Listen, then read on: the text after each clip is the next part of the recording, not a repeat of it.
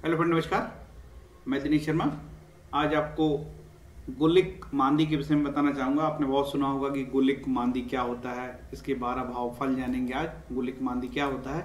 ये अप्रकाश ग्रह है, मतलब इनमें कोई प्रकाश नहीं होता, ये कोई फिजिकली नहीं होते, ठीक है। जिस प्रकार से राहु केतु वैसा ही है, अप्रकाश ग्रह है ये।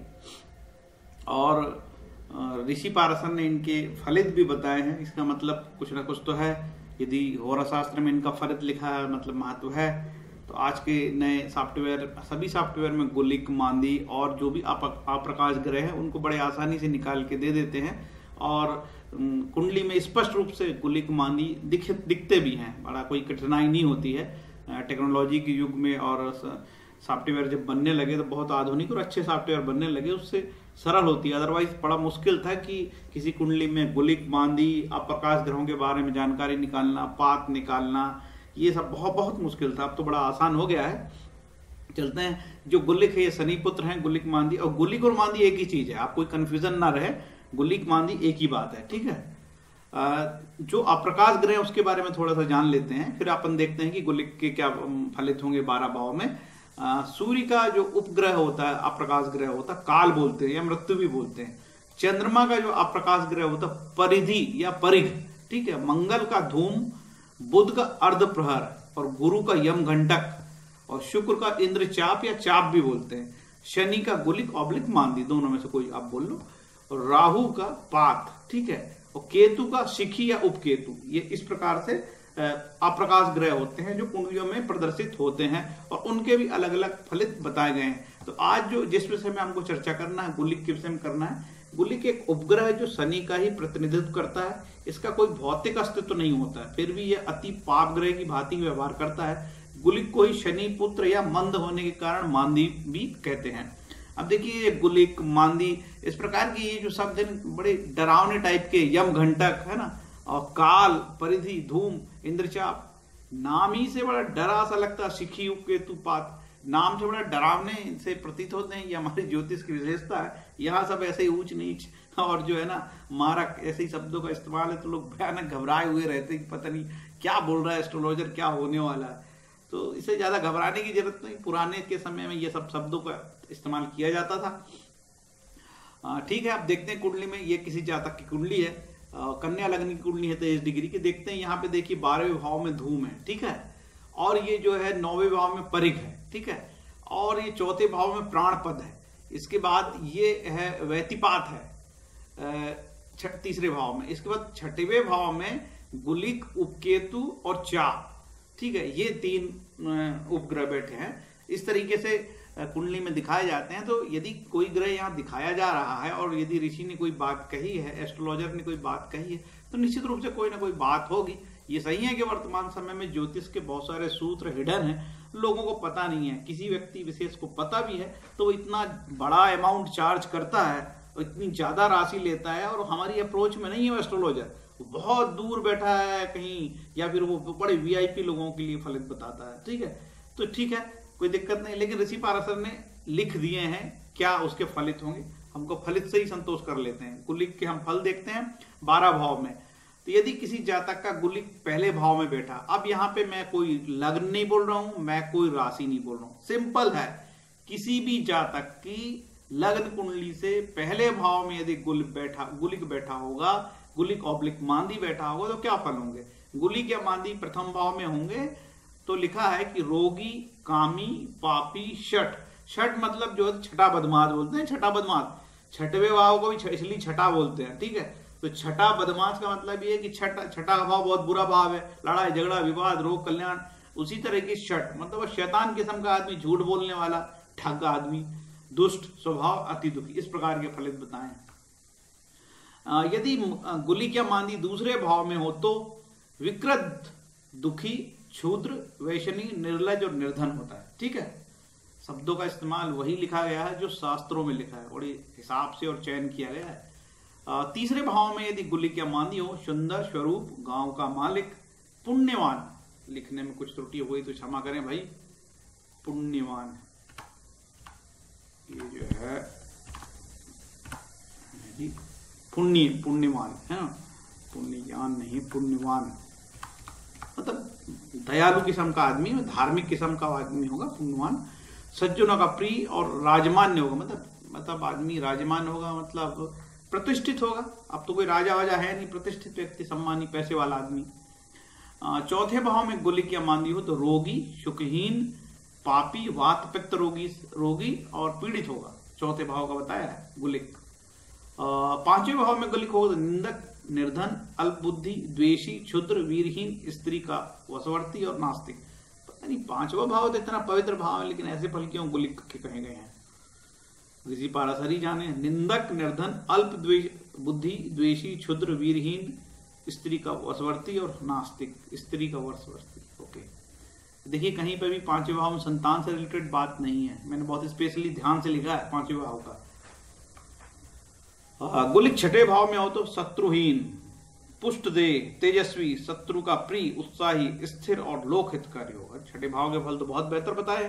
सातवें भाव के फल स्त्रीवर्ती, स्त्री वशवर्ती, जो स्त्री के कंट्रोल में रहे, ठीक है। तो महापापी, दुर्बल देह, मैत्रीहीन, स्त्री धन से जीतने वाला होता है। हो सकता है ऐसे जातक को स्त्री पक्ष से कोई धन मिले और उसका कल्याण हो। यदि आठवें भाव में गुलिक हो तो किस प्रकार के फलित बताएं ऋषि पाराशर महाराज ने। बोला है क्षुधा से पीड़ित। क्षुधा कई प्रकार की होती है, कभी कभी धन की भी क्षुधा होती, कोई आदमी सदैव असंतुष्ट होता है। क्षुधा से पीड़ित, केवल पानी की प्यास नहीं होती है, कई प्रकार की प्यास होती है जीवन में। क्षुधा से पीड़ित, दुखी, क्रूर, कठिन रोग होता है, मतलब कठिन मतलब क्रॉनिक रोग हो सकता है। कठिन रोग का मतलब क्रॉनिक रोग है। क्रॉनिक मतलब स्थायी प्रवृत्ति का रोग। शुगर हो गई साहब, जिंदगी खत्म नहीं हो रही, बीपी हो गया साहब, जिंदगी खत्म नहीं हो रही है, ठीक है। निर्दयी होता है, और निर्धन और निर्गुण शब्द बड़े खतरनाक लिखे हैं, डरावने भी है। गुलिक या मांदी नौवें भाव में हो तो क्या होगा, किसी जातक के गुलिक या मांदी नौवें भाव में बैठ जाए तो बहुत कष्ट वाला, दुर्बल देह, कुकर्मी, निर्दयी और चुगलखोर भी होता है। गुलिक यदि 10वें भाव में बैठे तो 10वें भाव के फल बताएं। पुत्रवान, सुखी, भोगी, लोगों का मुखिया, बंधुओं का उपकारी, छोटा कद और सर्वत्र पूज्य होता है। आगे चलते हैं। गुलिक या मांदी 11वें भाव में तो स्त्री से सुखी, प्रजाध्यक्ष मतलब कोई राजयोग बनाता है, बंधुओं का हित करने वाला, पॉजिटिव बताया। गुलिक यदि 12वें भाव हो तो नीच कर्म करने वाला, पापी, अंगहीन, भाग्यहीन, आलसी और नीचों का संग करने वाला होता है, ये ध्यान दें, ठीक है। तो ये तो फलित हुआ। फ्रेंड्स आज का दिन विशेष है, क्यों, आज जो मैं वीडियो बना रहा हूं दिनांक 21 दिसंबर 2020, आपने देखा होगा कि जो गुरु महाराज, जो शनि और गुरु मकर राशि में है, उत्तराषाढ़ नक्षत्र में है, जो सूर्य का नक्षत्र है, और शनि और गुरु की डिग्री सेम हो गई, 6 डिग्री 19 कला और 6 डिग्री 19 कला गुरु और शनि की दोनों की एक राशि हो गई। तो जो है जो मेदिनी ज्योतिष में बताया जा रहा है कि शनि गुरु जब इसी प्रकार से एक अंश में आते हैं तो सन 1960 में समथिंग आया था। उसके बाद का काल भारत में बहुत अभाव, गरीबी का था और अकाल का था। तो कहा यह जाता है कि असमानता पैदा होगी भारत में, और अमीर होगा और गरीब और अमीर होगा। तो वैसा तो दिख ही रहा है ना, उद्योगपति लोगों के लिए सब भला हो रहा है। तो आज के दिन जो है आप लोगों को जरूर, यदि आप मेरा वीडियो अभी तत्काल देख लेंगे तो आज माला जरूर कर लीजिए आप, और ईश्वर की भक्ति जरूर करिए कि जस्ट अभी मैं जब वीडियो बना रहा हूं तो शनि और गुरु महाराज की सेम डिग्रियां हैं, 6 अंश 19 कला, 6 अंश 19 कला, मकर राशि, ज्येष्ठ उत्तराषाढ़ नक्षत्र में जो सूर्य का नक्षत्र होता है।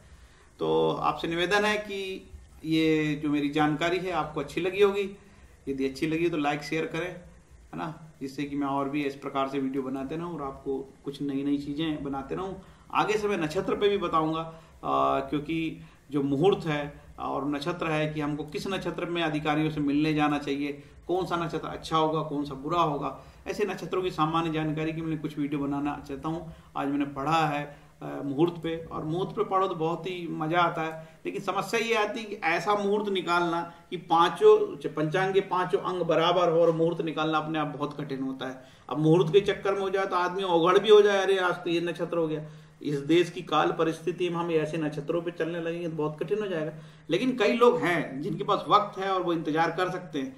हम किसी से मिलने जा रहे हैं, वो आदमी हमको रिस्पॉन्स दे ना, तो राजा से मिलने का नक्षत्र है, वरिष्ठ अधिकारियों से मिलने का नक्षत्र है, दवाई खाने का नक्षत्र है, शराब पीने का नक्षत्र है, यात्रा करने का नक्षत्र है, कुआं खोदने का नक्षत्र है। सबका अलग अलग नक्षत्र, सबका अलग अलग मुहूर्त था, तो हम उसका इस्तेमाल करें। आप देख ही रहे हैं कि बहुत सारी चीजें शास्त्रों में जो लिखी है वो आज की डेट में सटीक हो रही है। और ज्योतिष यदि इतनी बकवास और होती तो मुझे लगता है ज्योतिष खत्म हो जाती। सैकड़ों नए नए चैनल बन रहे हैं और लोग तरह तरह की जानकारी बता रहे हैं, चारों तरफ ज्ञान बट रहा है और लोग देख भी रहे हैं, तो कुछ तो होता होगा ना। यदि पूरा का पूरा ही झूठ होता तो ज्योतिष सही में खत्म हो जाती। कोई चीज बिल्कुल खराब होती तो प्रकृति से हट जाती है अपने आप, उसका वो रहता नहीं है ठिकाना, वो पता नहीं कहां से आती कहां जाती। इसका मतलब इतने सालों से यदि हमारी एस्ट्रोलॉजी चल रही है तो निश्चित रूप से, और मेरा निजी अनुभव ऐसा है कि एस्ट्रोलॉजी के बहुत सारे सूत्र हिडन हो गए। कारण से क्या है कि हमारे ऋषि मुनियों ने गलत व्यक्तियों को दिया नहीं, वो दुरुपयोग करते, ठीक है। तो वो हिडन हो गए सारे सूत्र, तो आज हमारे जो एस्ट्रोलॉजी है उसको बहुत तगड़ा नुकसान हुआ। आज हमें पता लग जाता कि यार हमारा फलाना अंग खराब है तो हम वहीं इलाज करते। हम तो 10,000 रुपए की टेस्ट कराते, बाद पता लगता कि हमारे पेट में प्रॉब्लम है और आंख में चेक कर रहा था, ठीक है। आज यदि हमारे पास ये सब सूत्र होते तो आज हमारे पास बहुत पैसे हमारे बचते और हमारा बहुत भला होता।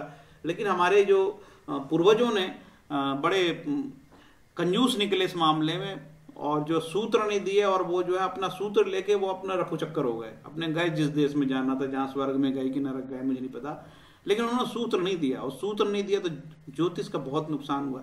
हमको मालूम है सोडस कुंडली में हम कुछ नहीं कर पा रहे। केवल क्या है कि एक तो सोडस कुंडली में क्या होता है, थोड़ा सा यदि टाइमिंग होता है तो सब वो सोडस कुंडली में नवांश बदल जाता है पूरा। अरे पूरा जरा सा 5 मिनट में। और भारत में अभी भी ग्रामीण क्षेत्रों में इतनी जागृति नहीं है कि सोडस कुंडली में बिल्कुल सही सही बात इतनी टाइमिंग की एक्यूरेसी हो। 1980 के दशक के बाद digital watch I, digital watch I तब लोग ने कुछ शुद्ध समय निकालना। हाँ, कुछ ऐसे परिवार थे जो बहुत इंटेलिजेंट थे और पढ़े लिखे परिवार थे, उनके परिवार में जो है समय शुद्ध निकाला जाता था। ऋषि पारशर ने नष्ट जातकम भी एक अध्याय लिखा था, उसमें जिस व्यक्ति का कोई है ही नहीं और छोर, उसका भी जो है लग्न शोधन करने की बात थी। लेकिन दुर्भाग्य से भारत में लग्न शोधन के मामले में बहुत कम ही एस्ट्रोलॉजर है जो लग्न शोधन जाते हैं। कोई व्यक्ति बोले साहब मेरा तो जन्म का आता पता नहीं है, तो वो समय से सब निकाल लेते थे, तो वो विद्या हमारी खत्म हुई। हमारा बहुत तगड़ा हमको नुकसान हुआ है। और वर्तमान में लेकिन बहुत सारे ज्योतिषी अच्छा काम कर रहे हैं, बहुत सारे पढ़े लिखे विद्वान लोग, अधिकारी वर्ग इसमें आए हैं, तो अच्छे लोग भी आए। तो ज्योतिष, मुझे ऐसा लगता है ज्योतिष के लिए बहुत अच्छी बात है। और दूसरी चीज, अच्छे अच्छे सॉफ्टवेयर बन रहे हैं जो एक एक अंश का हिसाब कर रहे हैं, और मैंने देखा है कि सॉफ्टवेयर में बहुत शुद्धियां है। सॉफ्टवेयर अच्छे आ गए तो बहुत सारे हम गुलिक मांदी निकाल रहे, नहीं तो कौन किसी के लिए गुलिक मांदी निकालेगा जी, ठीक है ना। वो तो एक कुंडली बनाते बनाते आदमी थक जाए, और कहाँ फलित तो बहुत दूर की हो गई, वो इष्ट निकालने ही समझ में नहीं आएगा उसको। तो सॉफ्टवेयर की वजह से बहुत सारे लोग ज्योतिष के क्षेत्र में आए, ये बहुत अच्छे संकेत है।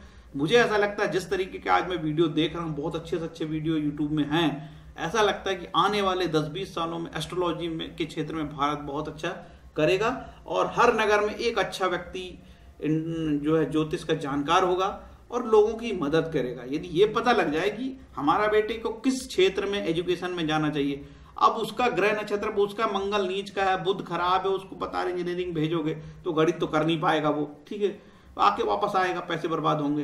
तो यदि पता लग जाए कि भाई उसको किस क्षेत्र में आगे जाना चाहिए, कौन सी उसको क्षेत्र की विद्या जो अथाह फैल चुकी है उसमें जाना चाहिए, तो निश्चित रूप से बहुत अच्छा करेगा वो। तो मांदी के चक्कर में मैंने आपको दूसरा लेक्चर दे दिया है, मुझे माफ करना भाई।